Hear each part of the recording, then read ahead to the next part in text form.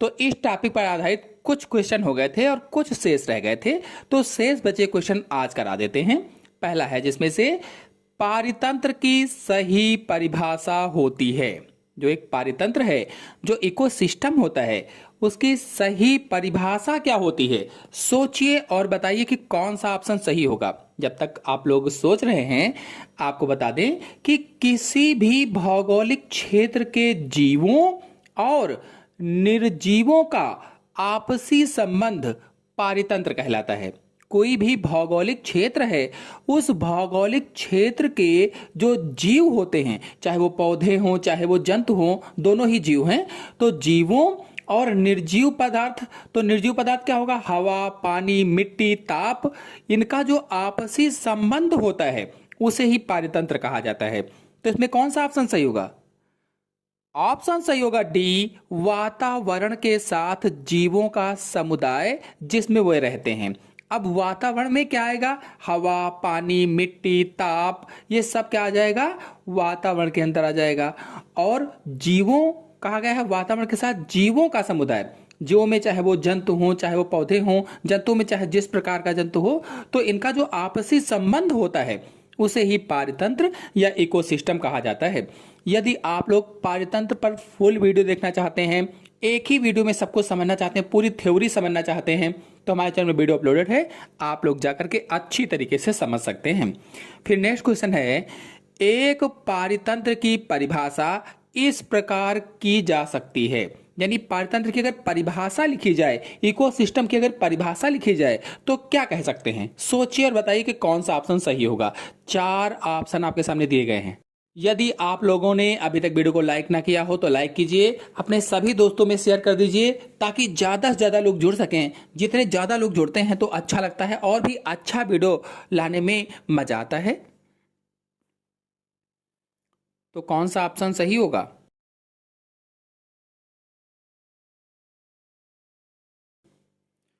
तो ऑप्शन सही होगा इसमें से पहला, अपने भौतिक रासायनिक वातावरण के साथ साथ पादपों, जंतुओं एवं सूक्ष्म जीवों के विभिन्न समुदाय।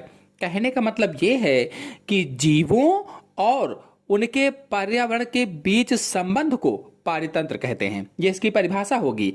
जीवों और उनके पर्यावरण के बीच जो संबंध होता है उसे ही पारितंत्र कहा जाता है। अथवा और सरल भाषा में कहें तो जैविक और अजैविक घटकों का आपसी संबंध पारितंत्र कहलाता है। जैविक और अजैविक घटकों का आपसी संबंध, यानी बायोटिक एंड एबायोटिक कंपोनेंट जो होते हैं, इनका जो आपसी रिलेशन होता है, आपसी संबंध होता है, उसे ही पारितंत्र या इकोसिस्टम कहा जाता है। तो अगले क्वेश्चन पर आते हैं, खाद्य श्रृंखला बनती है, किससे बनेगी? कौन सा ऑप्शन सही होगा? सभी लोग वीडियो को लाइक जरूर करें और कमेंट करके ये जरूर बताएं कि वीडियो कैसा लगा। कमेंट करके जरूर बताएं कि अब तक वीडियो जो हमने डाले आप लोगों ने देखी कि नहीं देखे। तो इसमें आंसर सही होगा डी, उत्पादकों, शाकाहारियों एवं मांसाहारियों से खाद्य श्रृंखला बनती है। आपको बता दें कि किसी पारितंत्र में एक जीव से दूसरे जीव में भोजन और ऊर्जा के स्थानांतरण को या स्थानांतरण के क्रम को खाद्य श्रृंखला कहा जाता है। कोई भी इकोसिस्टम है, पारितंत्र है या पारिस्थितिक तंत्र है, पारितंत्र को ही पारिस्थितिक तंत्र भी कहा जाता है। तो किसी पारितंत्र में एक जीव से दूसरे जीव में भोजन और ऊर्जा का जो स्थानांतरण होता है, इसी क्रम को खाद्य श्रृंखला कहा जाता है। एक खाद्य श्रृंखला उत्पादक शाकाहारी और मांसाहारी से मिलकर बनती है, जैसे घास, टिड्डा, मेढक, सांप, बाज। ये एक खाद्य श्रृंखला हो गई जिसमें घास को टिड्डा खा रहा है, टिड्डे को मेढक खा रहा है, मेढक को सांप खा रहा है और सांप को बाज खा रहा है। तो एक श्रृंखला बन गई है जीवों में भोजन और ऊर्जा स्थानांतरण की। तो इसे ही क्या कहा जाता है? खाद्य श्रृंखला कहा जाता है। नेक्स्ट क्वेश्चन है, किसी पारितंत्र में उत्पादक एवं उपभोक्ताओं के बीच के संबंध का रेखीय प्रदर्शन कहलाता है। रेखीय निरूपण क्या कहलाता है? अभी तक वीडियो को लाइक ना किया हो तो लाइक जरूर करें, अपने सभी दोस्तों में शेयर कीजिए ताकि ज्यादा से ज्यादा लोग जुड़ सकें और हम आपके लिए और भी अच्छा वीडियो ला सकें। तो कौन सा ऑप्शन सही होगा? ऑप्शन सही होगा इसमें से भी पारिस्थितिक पिरामिड, यानी तो ऑप्शन सही होगा इसमें से भी पारिस्थितिक पिरामिड। अब आपके मन में प्रश्न होगा पारिस्थितिक पिरामिड किसे कहते हैं? तो कोई भी पारितंत्र है या किसी पारितंत्र में विभिन्न जीवों के बीच जो संबंध होता है, विभिन्न जीवों के बीच जो संबंध होता है उसको चित्रों के रूप में दर्शाना ही पारिस्थितिक पिरामिड कहलाता है। चित्रों के रूप में कहो चाहे रेखीय प्रदर्शन कहो, तो उसको रेखीय रूप से प्रदर्शित करना ही पारिस्थितिक पिरामिड कहलाता है। अगर आप लोग पारिस्थितिक पिरामिड पर वीडियो देखना चाहते हैं, पिरामिड सहित चित्र सहित समझना चाहते हैं, तो हमारे चैनल में थ्योरी अपलोडेड है। आप क्लास 12 वाले फोल्डर में जाइएगा और पूरा चैप्टर मैंने बहुत ही अच्छी तरीके से समझाया है। उसमें पारिस्थितिक पिरामिड को चित्र सहित आसान भाषा में समझाया हुआ है विद नोट्स, तो अच्छी तरीके से समझ सकते हैं।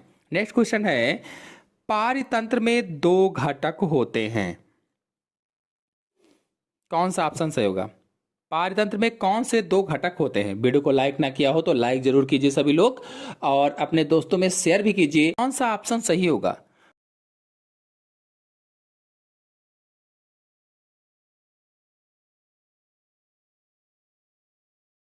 ऑप्शन सही होगा बी, जीवीय और आजीवीय घटक। जीवी और आजीवी। अब जीवीय घटक को जैविक घटक भी कह सकते हैं। जैविक घटक के अंतर्गत उत्पादक, उपभोक्ता, अपघटक ये आते हैं। उत्पादक में जैसे हरे पौधे होते हैं, उपभोक्ता में जैसे जंतु हैं और अपघटक में जैसे सूक्ष्म जीव होते हैं। इसी प्रकार से जो अजैविक घटक है, अजैविक घटक के अंतर्गत जल, वायु, मिट्टी, तापमान, प्रकाश, कार्बन डाइऑक्साइड आदि आते हैं। ये सब अजैविक घटक होते हैं। नेक्स्ट क्वेश्चन है, पारितंत्र का महत्व होता है। पारितंत्र का महत्व क्या होता है? ऊर्जा के प्रवाह में, खनिजों के चक्रण में, ए और बी दोनों, इनमें से कोई नहीं। पारितंत्र का महत्व होता है।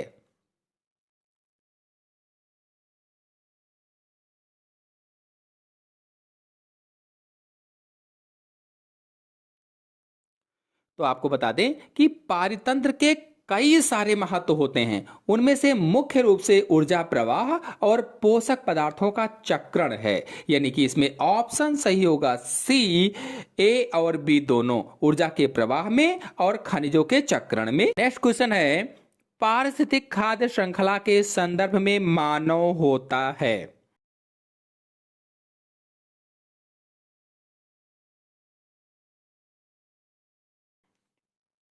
पारिस्थितिक खाद्य श्रृंखला के संदर्भ में मानव क्या होगा? उत्पादक, उपभोक्ता, ए और बी दोनों, उत्पादक तथा अपघटक क्या होगा?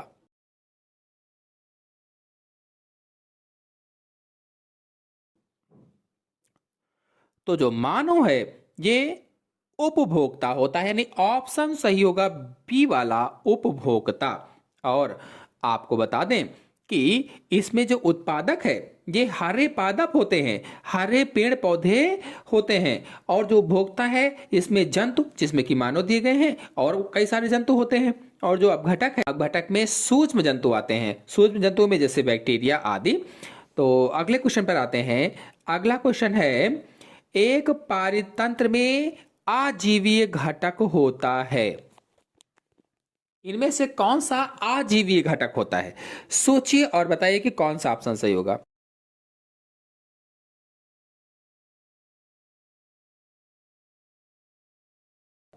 तो ऑप्शन सही होगा इसमें से सी, जल आजीवीय घटक होता है। नेक्स्ट क्वेश्चन है, जब एक बड़ी मछली एक छोटी मछली को खाती है, कोई एक बड़ी मछली है एक छोटी मछली को खाती है जो पादप प्लवक पर भोजन हेतु निर्भर है या निर्भर जलीय पिस्सुओं को खाती है, तो जलीय पिस्सू होते हैं। 4 ऑप्शन दिए गए हैं और इनमें से कौन सा आंसर सही होगा ये सभी लोग कमेंट बॉक्स में बताएंगे कि क्वेश्चन नंबर 66 में कौन सा आंसर सही होगा। आप सभी लोग बताना। अगले क्वेश्चन पर आते हैं। पारितंत्र में ऊर्जा का प्राथमिक या मुख्य स्रोत होता है?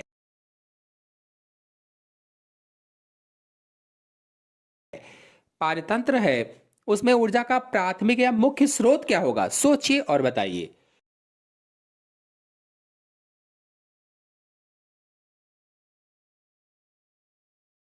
तो इसका ऑप्शन सही होगा पहला, सूर्य का प्रकाश या सौर ऊर्जा ऊर्जा का मुख्य स्रोत होता है। नेक्स्ट क्वेश्चन है, हरे पादप अधिक महत्वपूर्ण होते हैं क्योंकि?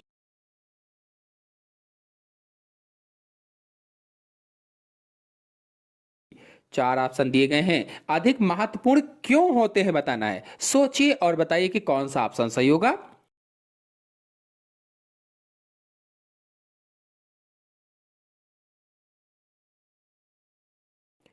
तो इसका ऑप्शन सही होगा सी, ये उत्पादक होते हैं। उत्पादक हरे पादप होते हैं जो प्रकाश संश्लेषण क्रिया के द्वारा भोजन का निर्माण कर लेते हैं, इसीलिए उत्पादक कहलाते हैं। यानी प्रकाश संश्लेषण क्रिया के द्वारा भोजन का स्वयं निर्माण कर लेते हैं, इसलिए उत्पादक होते हैं। नेक्स्ट क्वेश्चन है, तालाब के पारितंत्र में संख्या का पिरामिड होता है।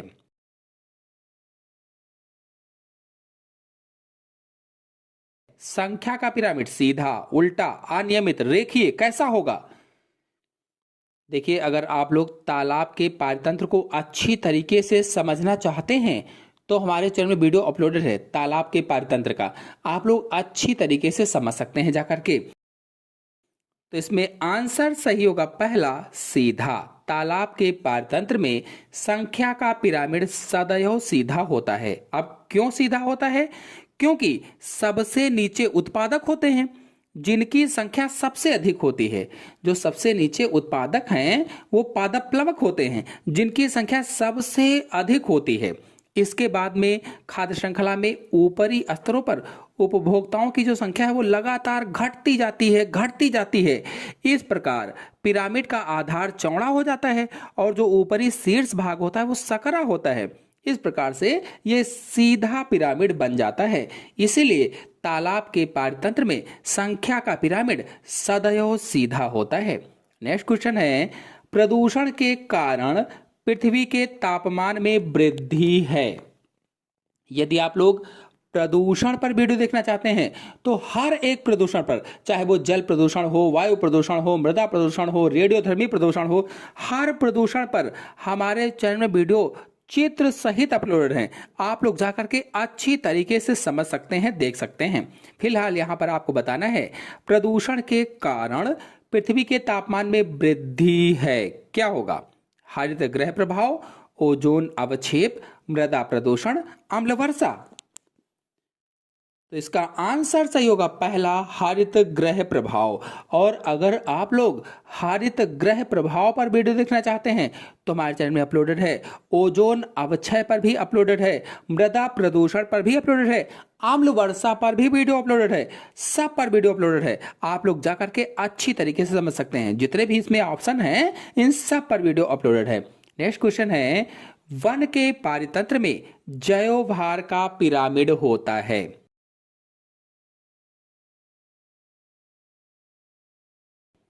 जो एक वन का पारितंत्र होता है उसमें जैव भार का पिरामिड सीधा होगा, उल्टा होगा, सीधा उल्टा दोनों होगा, इनमें से कोई नहीं होगा। कौन सा आंसर सही हो सकता है? सोचिए और बताइए।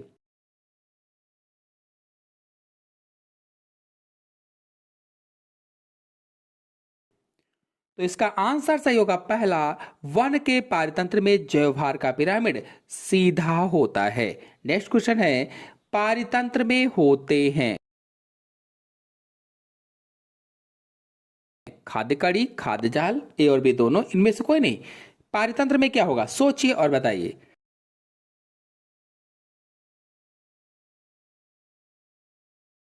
आंसर सही होगा इसमें से सी, दोनों, ए और बी दोनों, यानी खाद्य कड़ी और खाद्य जाल। नेक्स्ट क्वेश्चन है, संख्या का पिरामिड आधारित होता है। किस पर आधारित होता है? चार ऑप्शन आपके सामने दिए गए हैं, कौन सा आंसर सही हो सकता है? संख्या का पिरामिड आधारित होता है, सोचिए और बताइए।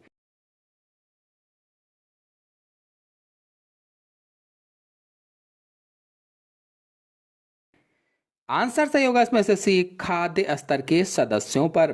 नेक्स्ट क्वेश्चन है, जल प्रदूषण का स्तर इसके रूप में मापा जाता है।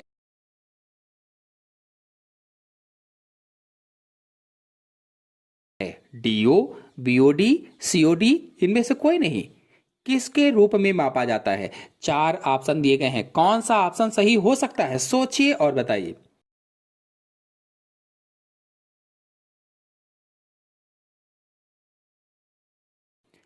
ऑप्शन सही होगा इसमें से बी, बीओडी। और बीओडी का फुल फॉर्म अगर देखा जाए तो बायोलॉजिकल ऑक्सीजन डिमांड होता है।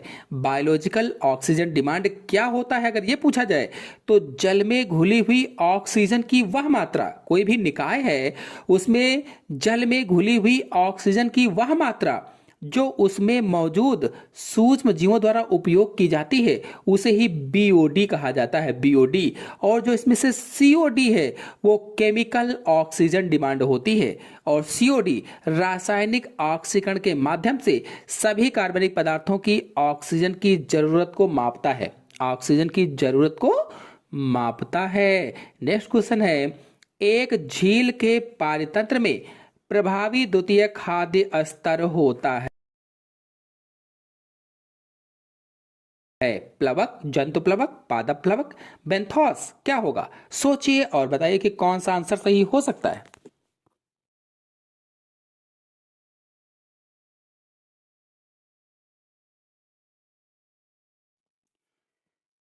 आंसर सही होगा इसमें से बी, जंतु प्लवक होते हैं, जंतु प्लवक। नेक्स्ट क्वेश्चन है, निम्नलिखित में से कौन सा होमोसेपियंस से संबंधित है?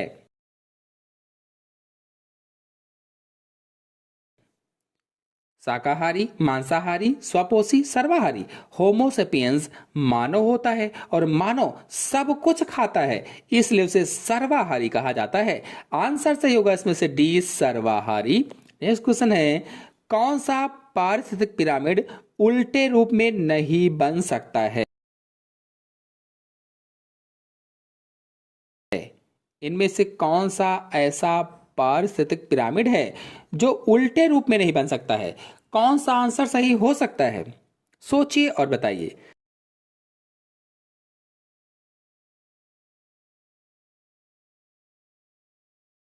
आंसर सही होगा इसमें से डी, ऊर्जा का पिरामिड। नेक्स्ट क्वेश्चन है, घास, हिरण, चीता खाद्य श्रृंखला वाले एक सामान्य पारतंत्र में चीते के जीवभार की कितनी मात्रा बनेगी यदि घास का उत्पादन 1 टन है?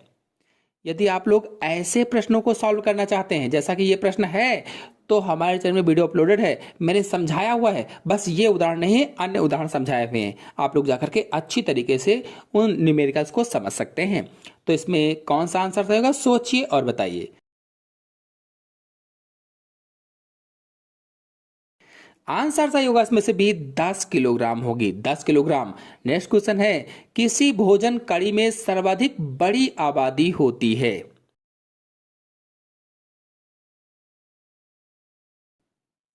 कौन सा ऑप्शन सही हो सकता है?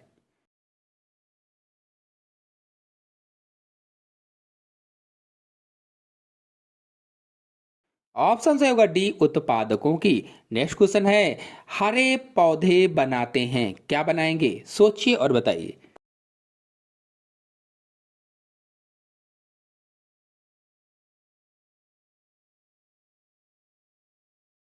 आंसर सही होगा इसमें से पहला, प्रथम खाद्य स्तर बनाते हैं।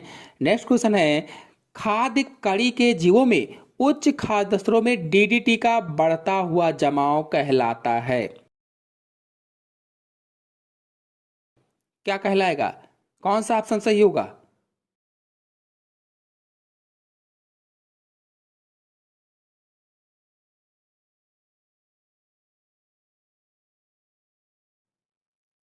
ऑप्शन सही होगा सी, बायोमैग्निफिकेंस कहलाता है, बायोमैग्निफिकेंस। नेक्स्ट क्वेश्चन है, लाइकेंस तथा मास देखे जा सकते हैं, कौन सा सही हो सकता है ऑप्शन? लाइकेंस तथा मांस देखे जा सकते हैं।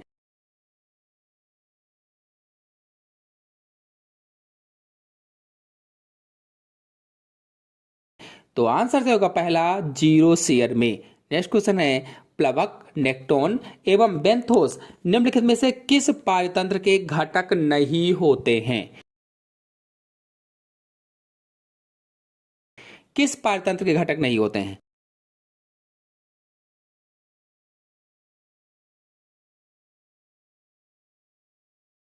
तो आंसर सही होगा इसमें से सी, घास स्थल के।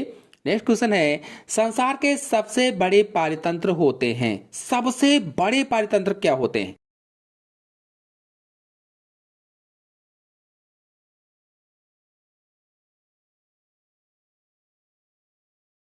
तो आंसर सही होगा इसमें से डी, सागर। सागर सबसे बड़े पारतंत्र होते हैं। नेक्स्ट क्वेश्चन है पारिस्थितिक तंत्र में ऊर्जा का प्रथम स्रोत होता है।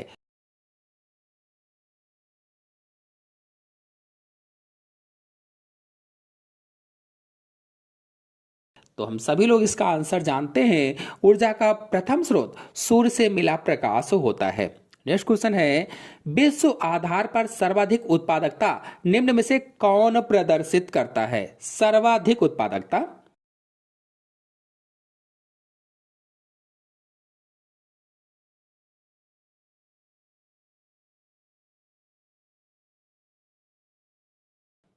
तो आंसर से होगा इसमें से भी जलीय पारिस्थितिक तंत्र। नेक्स्ट क्वेश्चन है जीवोम होते हैं, जीवोम क्या होते हैं?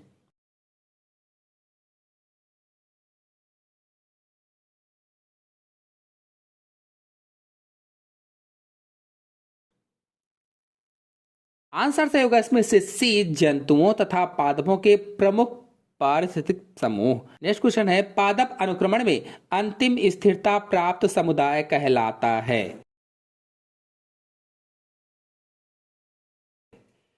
अंतिम स्थिरता प्राप्त समुदाय क्या कहलाएगा?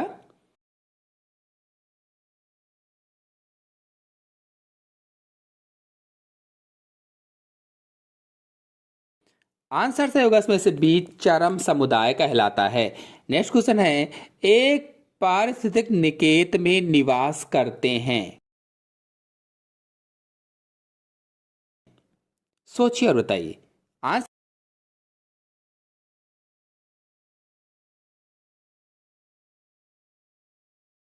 से होगा इसमें से बी, प्रतियोगिता करने वाली जातियां। नेक्स्ट क्वेश्चन है एक समुदाय जो किसी आवास में अनुक्रमण की क्रिया को प्रारंभ करता है कहलाता है, क्या कहलाएगा?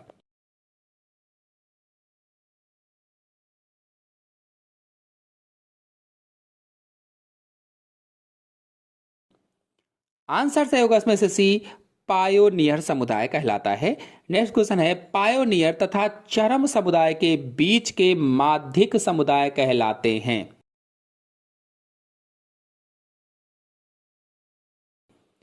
बीच के समुदाय क्या कहलाएंगे, यानी माध्यिक समुदाय क्या कहलाएंगे? सोचिए और बताइए।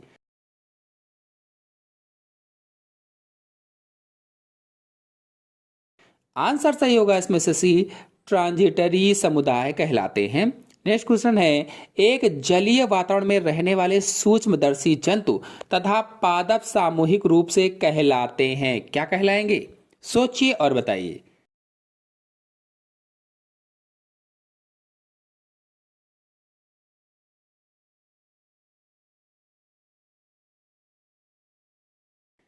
आंसर सही होगा इसमें से पहला, प्लवक कहलाते हैं। नेक्स्ट क्वेश्चन है प्लवक के जीवन की कौन सी विधि होती है?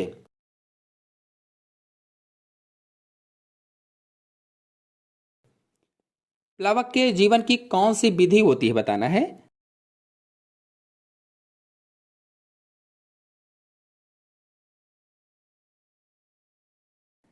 आंसर जो होगा इसमें से बी, जल पर अथवा जल की सतह के पास तैरना अथवा हल्का तैरना। नेक्स्ट क्वेश्चन है निम्नलिखित क्रम पर विचार कीजिए, कौन सा ऑप्शन इसमें सही होगा?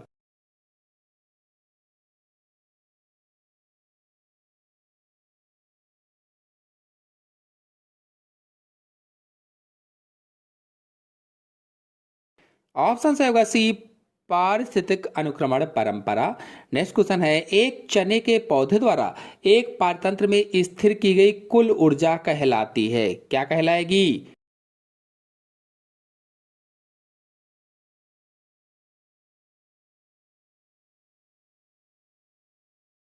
आंसर सही होगा इसमें से बी, कुल उत्पादन। नेक्स्ट क्वेश्चन है, पारितंत्र है, पारितंत्र क्या है?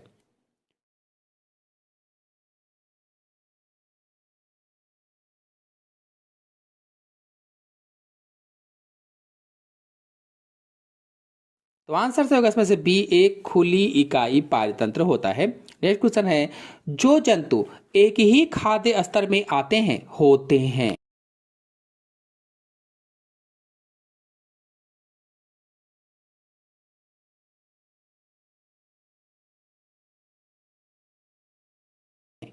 एक ही खाद्य स्तर में आते हैं उन्हें हिरण और मधुमक्खी कहा जाता है, यानी हिरण और मधुमक्खी। नेक्स्ट क्वेश्चन है, पारतंत्र का चालक बल होता है, ड्राइविंग फोर्स क्या होता है?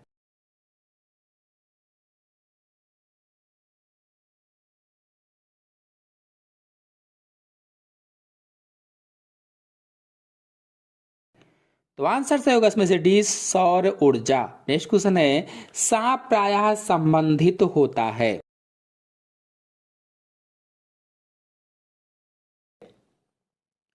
कौन सा आंसर सही होगा?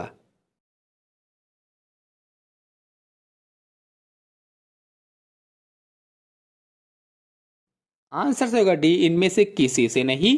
नेक्स्ट क्वेश्चन है, किसी पारतंत्र में अपघटकों में सम्मिलित हैं।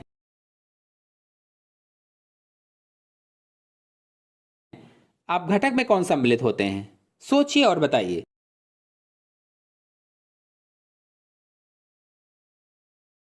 आंसर सही होगा पहला, जीवाणु तथा कवक। नेक्स्ट क्वेश्चन है, बायोसिनोसिस शब्द प्रदान किया था।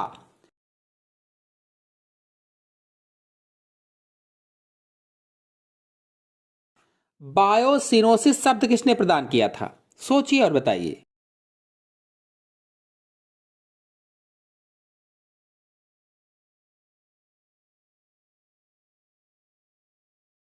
आंसर सही होगा सी, कार्ल मोबियस ने। नेक्स्ट क्वेश्चन है, एक प्राकृतिक खाद्य जाल।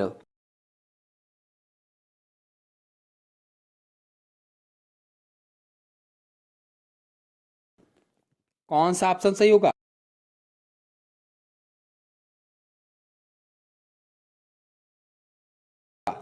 ऑप्शन से होगा पहला, में अनेक खाद्य स्तर होते हैं। और अंतिम क्वेश्चन है, यदि एक पारतंत्र के अपघटक हटा दिए जाएं तो निम्न में से कौन सा चक्र प्रभावित होगा? सोचिए और बताइए।